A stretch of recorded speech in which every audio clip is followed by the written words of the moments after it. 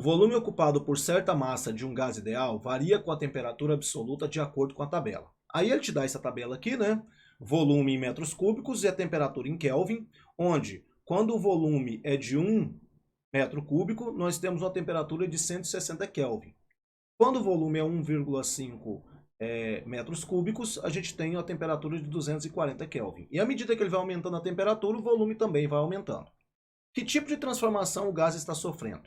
Então, para a gente poder saber disso aqui, quando o volume aumenta e a temperatura aumenta, a gente pode tentar trabalhar com a seguinte estratégia, né? Se eu fizer 1 sobre 160, e isso for igual a 1 sobre 1,5 sobre 240, e se isso for igual a 2,5 sobre 400, se for igual a 3,5 sobre 560, se for igual a 6,5 sobre 1040. Então, o que a gente vai fazer aqui é tentar encontrar que essas igualdades são verdadeiras. Se isso aqui for verdade, então a gente vai ter uma transformação onde a pressão ela vai ser constante, né?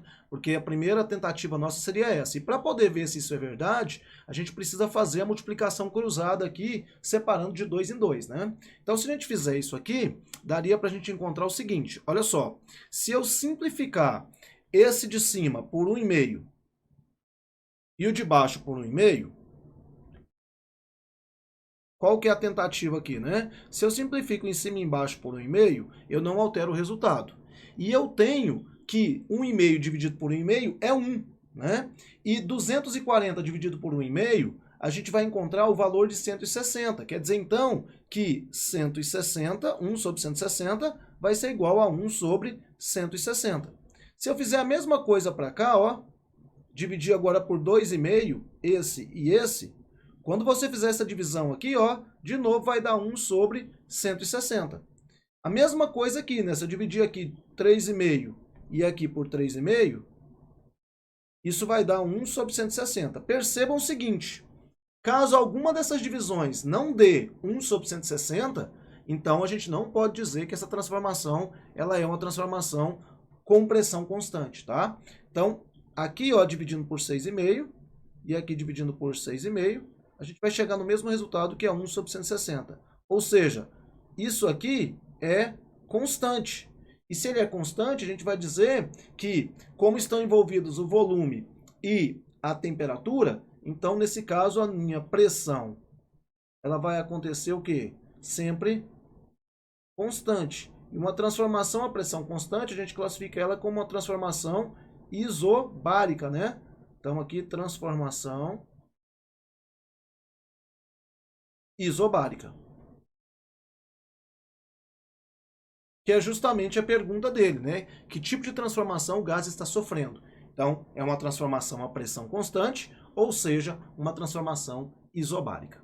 E aí a letra B fala o seguinte: construa um gráfico com os valores da tabela, colocando o volume em ordenadas e a temperatura absoluta em abscissas, ou seja, o V na posição do eixo Y e o T na posição do eixo X, né? Porque ordenadas tem a ver com o nosso eixo Y e abscissas tem a ver com o nosso eixo X, não é isso? Então, montando esse gráfico, a gente vai colocar aqui, ó, de 1 a 6 no volume e aqui eu vou colocar até 1000, porque aqui a gente tem um valor que é de 1040, né?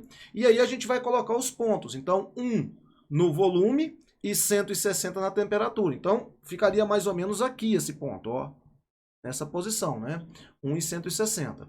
O segundo ponto lá daria 240 e 1,5. Depois, 400 e 2,5. Depois, o valor de 560 no 3,5. E, por fim, o valor de 1040 lá no 6,5. E aí, depois que a gente faz isso, a gente vai transformar isso aí num gráfico, né? Então, ligando os pontos, a gente vai ter uma reta com um detalhe interessante. Ela obrigatoriamente tem que passar por onde? Pela origem, onde a temperatura lá seria aquela temperatura do zero absoluto, né? Em teoria, o zero absoluto seria alcançado quando o volume fosse igual a zero, tá bom? Então, basicamente, o que a gente teve aqui foi um exercício de uma transformação do tipo isobárica, ou seja, com pressão constante, e nesse caso, o gráfico V por T precisa ser uma reta com o prolongamento dessa reta passando pela nossa origem, tá bom? Valeu, muito obrigado. Queria pedir para você que não é inscrito no canal ainda, se inscrever no canal, né? E ativar o sininho da notificação para receber as novidades sobre as questões que a gente está fazendo aqui e também do conteúdo teórico, tá? Segue a gente lá nas redes sociais, no @physiquesgo, deixa o like. Valeu, até a próxima. Tchau, tchau.